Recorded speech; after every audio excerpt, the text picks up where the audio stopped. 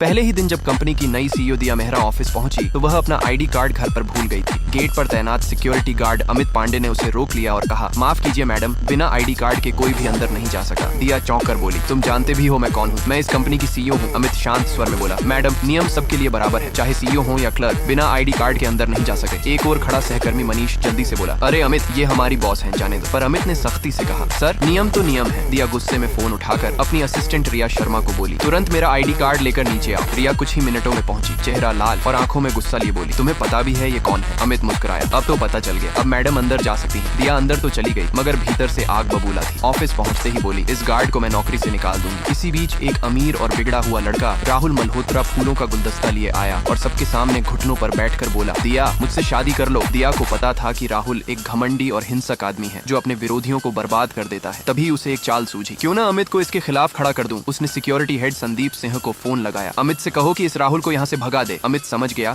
कि बॉस उसे फंसाना चाहती है मगर वो डरा नहीं। वह आगे बढ़ा और बोला, ये कंपनी का गेट है, यहाँ से निकलो वरना बाहर फेंक दूंगा। राहुल भड़क गया, तू जानता है मैं कौन हूँ? अमित बोला, हाँ, और अब तू उड़ने वाला है। एक ही किक में राहुल जमीन पर जा गिरा। उसके बॉडीगार्ड दौड़े पर अमित ने 3 घूंसों में सबको धूल चटा दी। राहुल भागते हुए बोला, रुको, मैं लौटूंगा अपने लोगों के साथ। रात को अमित ड्यूटी खत्म कर सड़क किनारे बैठा लोगों की कुंडली देखकर कमाई कर रहा था। तभी एक औरत आई, पंडित जी, मेरा भाई रात से घर नहीं लौटा, आप देखिए वो कहाँ है? अमित ने उंगलियां घुमाई और बोला, वो किसी खतरे में नहीं है, पास के साइबर कैफे में गेम खेल रहा है। औरत ने झूठ बोला, पैसे नहीं है, बस 10 रुपए रख लीजिए। कुछ देर में उसकी सटीक भविष्यवाणी के चर्चे फैल गए और भीड़ जुट गई। तभी रिया वहाँ पहुंची और चिल्लाई, अरे ये तो हमारे कंपनी का सिक्योरिटी गार्ड है, ठग है ये। अमित बोला, तो चलिए आपकी किस्मत भी देख लेते हैं, आपके पति किसी और के साथ हैं। रिया बोली, बकवास, मेरा पति मुझे धोखा नहीं दे सकता। अमित शांत स्वर में बोला, तो कल होटल 9 स्टार के रूम 808 में जाकर देख लेना। अगले दिन रिया ने देखा, उसका पति सच में किसी और औरत के साथ था। वह सदमे में थी मगर अब अमित की सच्चाई जान चुकी थी। कुछ दिनों बाद राहुल कुछ गुंडों के साथ आया लेकिन अमित ने सबको मिनटों में धूल चटा दी। राहुल घुटनों पर गिर गया, माफ कर दो पांडे सर, अब कभी गलती नहीं होगी। अमित बोला, अब से मैं ही तुम्हारा गुरु हूँ। सबने हाथ जोड़ ली। दूसरे दिन दिया खुद अमित के पास आई, माफ करना अमित, तुम सही थे, अब समझी कि नियम सबके लिए समान है। अमित मुस्कुराया, धन्यवाद मैडम, और यही मेरी ड्यूटी है। उस दिन से पूरी कंपनी उसे इज्जत से बुलाने लगी, पांडे सर, बहादुर सिक्योरिटी गार्ड।